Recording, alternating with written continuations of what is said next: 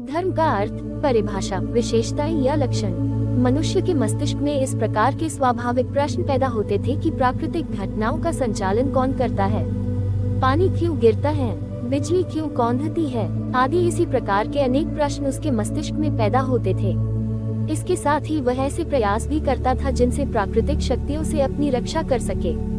इस सब का परिणाम ये हुआ कि वह परिस्थितियों के मध्य अपने को असहाय मानने लगा। ज्ञान के अभाव में वह इस प्रकार की धारणाएं विकसित करने लगा कि इन घटनाओं का संचालन एक ऐसी शक्ति के माध्यम से होता है जो मनुष्य से परे है।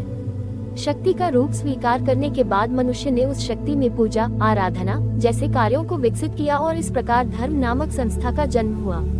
आगे जानेंगे धर्म क्या है, धर्म किसे कहते हैं, धर्म का अर्थ, धर्म की परिभाषा और धर्म की विशेषताएं। धर्म शब्द संस्कृत भाषा के ध्री से बना है, जिसका अर्थ है किसी वस्तु को धारण करना अथवा उस वस्तु के अस्तित्व को बनाए रखना।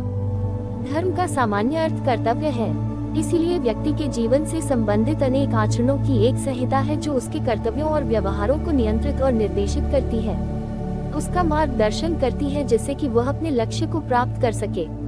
हिंदू समाज में धर्म की मान्यता इस प्रकार है, धारणात् धर्ममाहु, अर्थात धारण करने के कारण ही किसी वस्तु को धर्म कहा जाता है।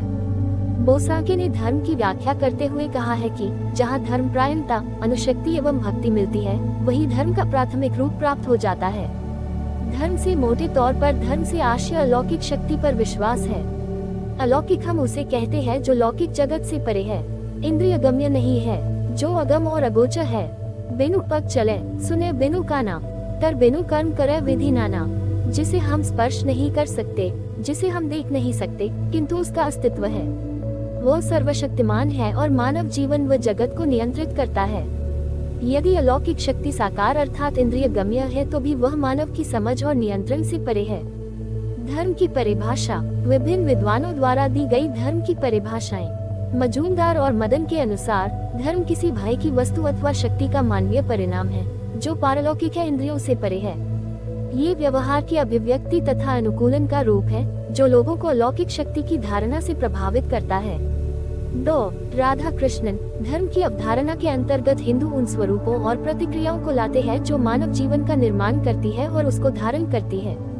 गिलिन और गिलिन। धर्म के समाजशास्त्रीय क्षेत्र के अंतर्गत एक समूह में अलौकिक से संबंधित उद्देश्यपूर्ण विश्वास तथा इन विश्वासों से संबंधित बाहरी व्यवहार, भौतिक वस्तुएं और प्रतीक आते हैं।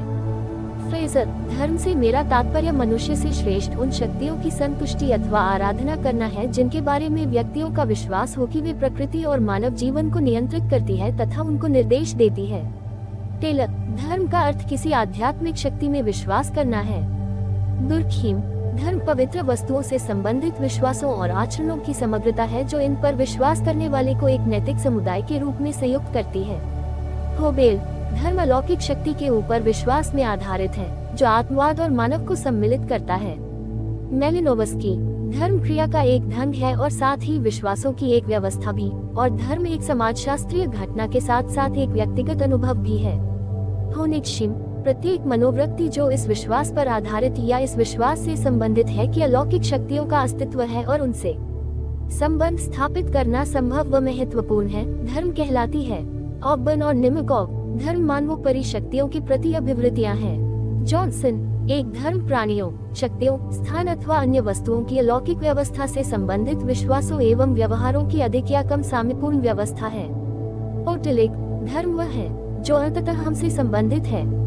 उपर्युक्त परिभाषाओं के आधार पर संक्षेप में कहा जा सकता है कि धर्म किसी न किसी प्रकार की अतिमानवीय या अलौकिक या समाजोपरि शक्ति पर विश्वास है जिसका आधार भय, श्रद्धा, भक्ति और पवित्रता की धारणा है और जिसकी अभिव्यक्ति प्रार्थना, पूजा या आराधना आदि के रूप में की जाती है। धर्म की विशेषताएं या लक्षण। 1. शक्ति में विश्वास। धर्म की पहली विशेषता यह है कि यह शक्ति में विश्वास पर आधारित है। धर्म शक्ति पर आधारित है, वह मनुष्य निर्मित न होकर प्राकृतिक होता है। 2. दिव्य चरित्र। धर्म से जिस शक्ति में विश्वास किया जाता है उसकी प्रकृति अलौकिक होती है। चूंकि यह चरित्र दिव्य होता है अतः मानव समाज से परे होती है। 3. पवित्रता का पत्र। सामाजिक जीवन के तत्वों को 2 भागों में विभाजित किया जा सकता है, पवित्र और अपवित्र। धर्म में सिर्फ उन्हीं तत्वों को महत्व प्रदान किया जाता है जो पवित्रता की अवधारणा से संबंधित होते हैं। 4. सैद्धांतिक व्यवस्था। सैद्धांतिक व्यवस्था भी धर्म का अनिवार्य तत्व है। इसका कारण यह है कि प्रत्येक धर्म की एक सैद्धांतिक व्यवस्था होती है। इस सैद्धांतिक व्यवस्था की सहायता से धर्म को व्यवहारिक स्वरूप प्रदान किया जाता है। 5. निश्चित प्रतिमान। प्रत्येक धर्म के कुछ निश्चित प्रतिमान होते हैं। ये प्रतिमान ईश्वरीय रक्षा का प्रतिनिधित्व करते हैं। यही कारण है कि व्यक्ति इन प्रतिमानों का आदर करता है तथा इन प्रतिमानों के आधार पर अपने व्यवहार का निर्धारण करता है। 6. मूल्यात्मक व्यवस्था। धर्म समाज में मूल्यों की एक व्यवस्था का निर्धारण करता है। यही कारण है कि धर्म को मूल्य और भावनाओं के आधार पर समझने का प्रयास किया जाता है। तर्क और विवेक को धर्म में कोई स्थान नहीं है। 7. धार्मिक चेतना। प्रत्येक धर्म अपने में धार्मिक चेतना को विकसित करता है। धार्मिक चेतना के कारण ही व्यक्ति धर्म का आदर करता है। आज संसार में जो अनेक धर्म पाए जाते हैं, उनका जन्म और विकास धार्मिक चेतना के कारण ही हुआ है। 8. कर्मकांड। धर्म से संबंध की अभिव्यक्ति पूजा पाठ, प्रार्थना या कर्मकांड के रूप में होती है।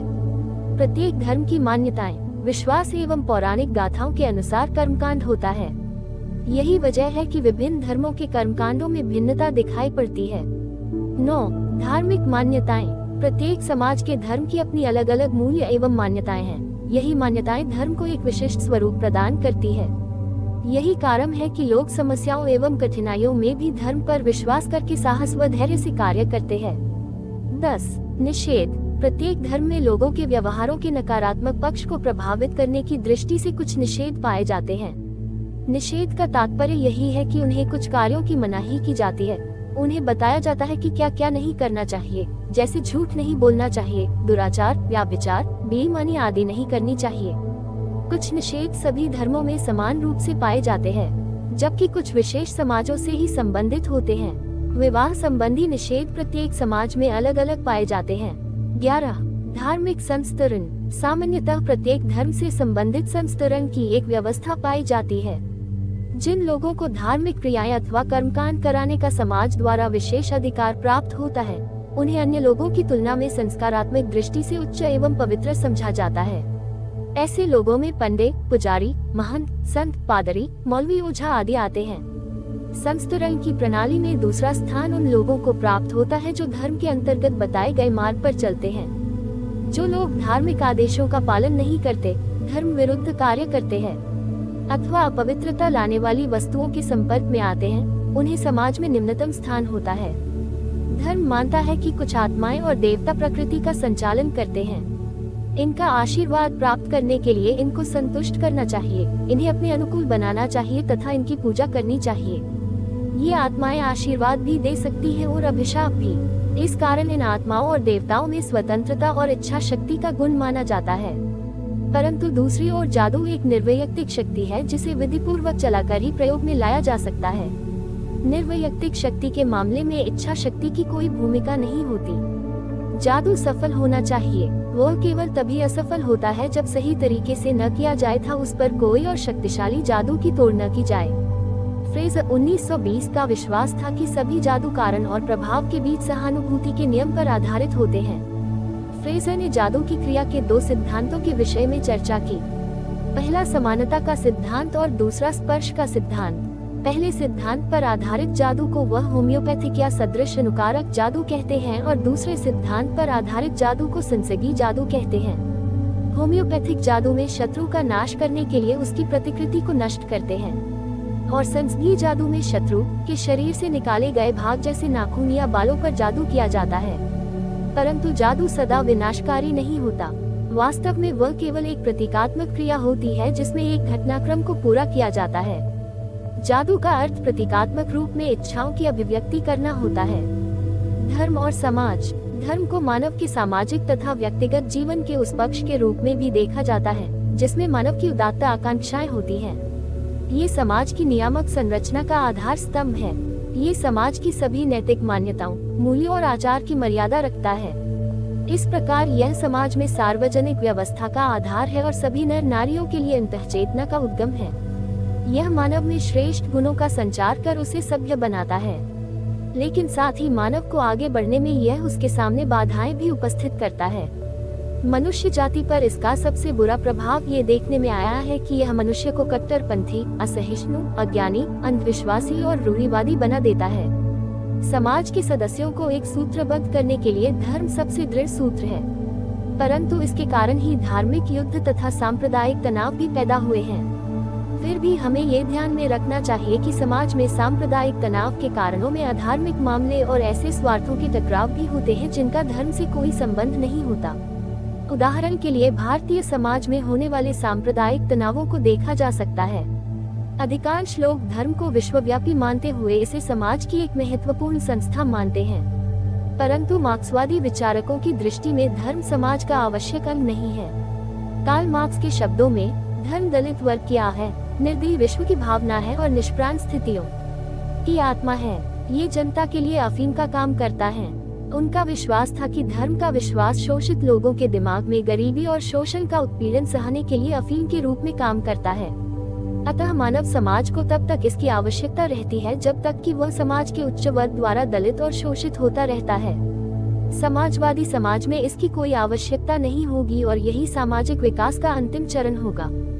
धर्म और आस्था। सभी धर्मों के मूल में आस्था की संकल्पना होती है। इस दृष्टि से धर्म आस्था का बाह्य रूप है जो मानव समाज को उनके मूल लौकिक और लोकोत्तर जीवन से बांधे रखता है। आस्था के कारण ही मानव अन्य जीवधारियों से भिन्न है। निश्चित रूप से यह व्यक्तिनिष्ठ और निजी मामला है। हम एक दूसरे के विश्वासों का आदर करते हैं। इससे हमें व्यापक मानवीय आधार प्राप्त होता है। इस प्रकार हम सबको एक सूत्र में बांधे रखने के कारण आस्था तर्क से अधिक महत्वपूर्ण है। प्राचीन भारतीय चिंतनधारा के अनुसार आस्था ही आदमी को बनाती है, जैसी आस्था वैसा व्यक्ति। भगवद गीता। बुद्ध धर्म के ग्रंथों में आस्था को मानव की 5 कार्य शक्तियों में से एक माना गया है।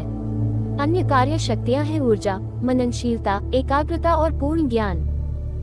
पाणिकर के अनुसार आस्था मूलधार है और सभी मानव संबंध उसमें निहित हैं। यह एक प्रकार की प्रेमावस्था भी है। अपनी आस्था के माध्यम से आस्थावान अपने विचारों का आदान प्रदान करता है और नास्तिक के साथ अपना तादात्म्य स्थापित करता है। इस प्रकार मानव अपने दैनिक जीवन में एक सूत्रबद्ध हो जाता है।